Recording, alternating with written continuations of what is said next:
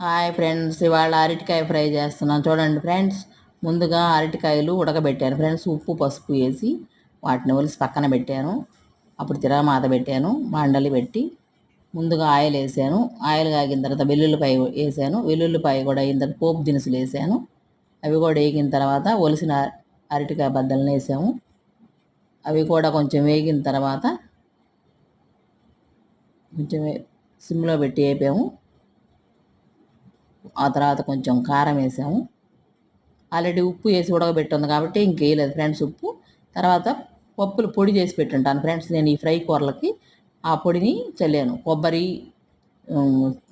శనగపప్పు, ఎండుమిరపకాయలు, జీలకర్ర, ధనియాలు అవన్నీ వేసి పొడి కొట్టుంటాను ఫ్రెండ్స్ ఈ ఫ్రైకి. ఆ ఫ్రై పొడికి ఆ పొడి వేసాను ఫ్రెండ్స్.